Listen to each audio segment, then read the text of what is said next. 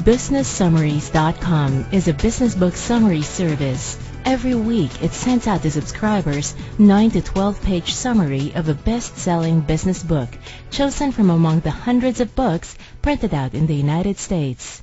Summaries are available in PDF, PDA, HTML, PowerPoint, and audio formats. BusinessSummaries.com now presents the summary of Freakonomics, a rogue economist explores the hidden side of everything, by Stephen D. Levitt and Stephen J. Dubner, published by Harper Torch, 2006. The Big Idea. In the 1990s, violent crime rose in America, and experts predicted it would continue to rise phenomenally. And then, suddenly, the crime rate fell. Experts then said this was because of better gun control laws, better policing, and the economic boom.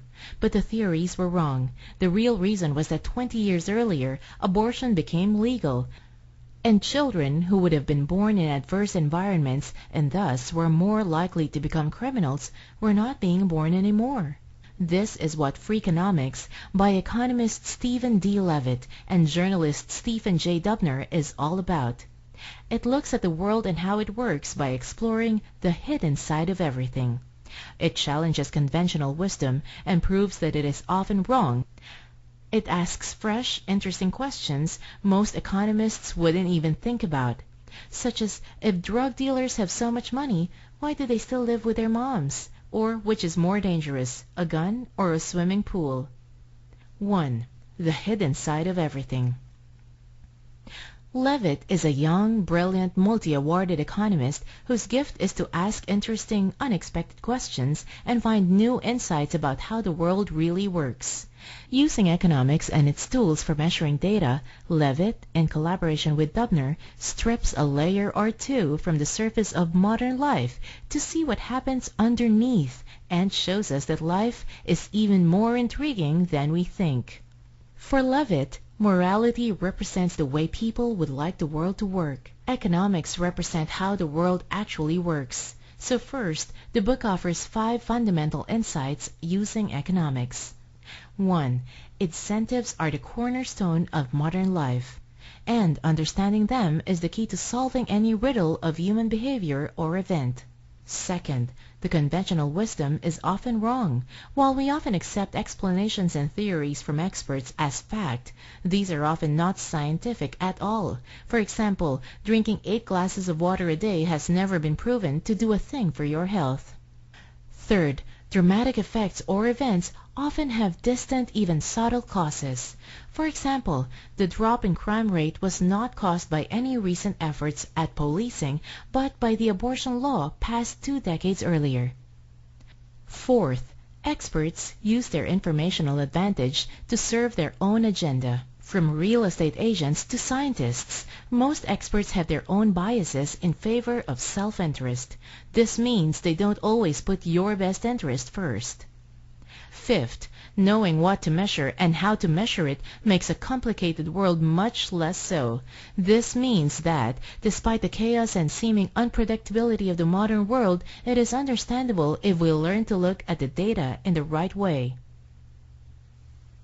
Incentives are the cornerstone of modern life. An incentive is simply a means of urging people to do more of a good thing and less of a bad thing. From childhood, we all learn to respond to incentives, positive or negative. If you get good grades in school, you get a new bike. If you break curfew, you're grounded. If you do well in your SATs, you get to go to a good college. If you flunk out of college, you have to take a miserable job. If you do well at work, you get promoted. Economics at its root is the study of incentives, how people get what they want or need, especially when other people want or need the same thing. There are 3 basic flavors of incentives: moral, social, and economic. Very often an incentive scheme will have all 3 varieties.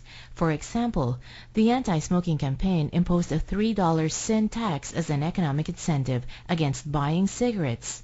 In addition, smoking was banned in restaurants and other public places.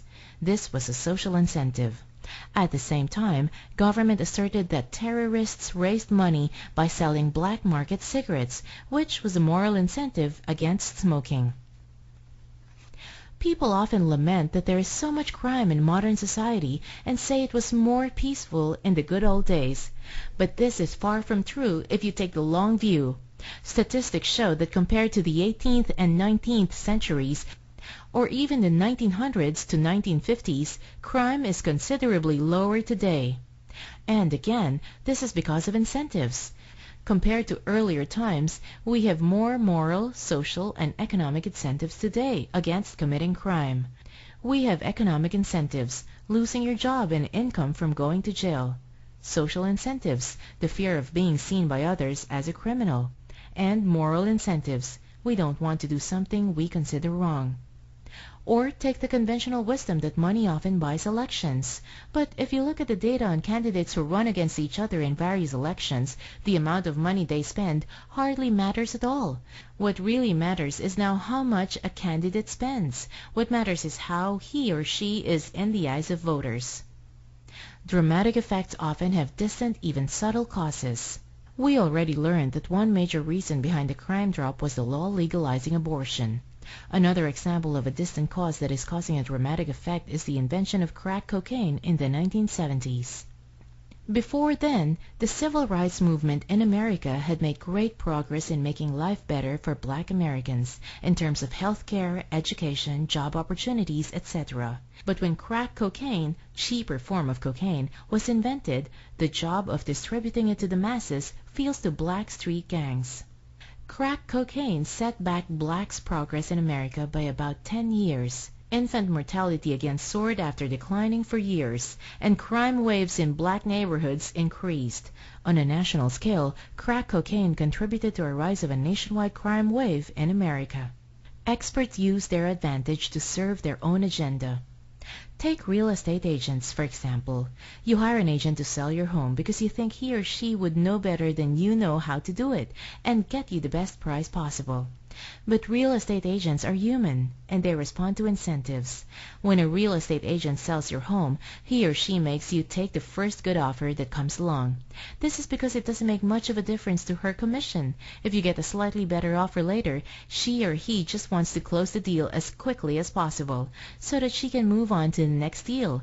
When a real estate agent is selling his or her own home, he or she holds out longer and waits for the best possible offer.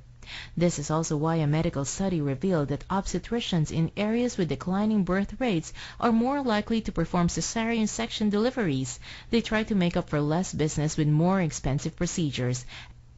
And also why some mechanics pass up repair bills and let some cars pass their emission tests. They know this is rewarded with repeat business. The question of cheating. What sumo wrestlers and teachers have in common. One of the questions Levitt asks is, who cheats and why?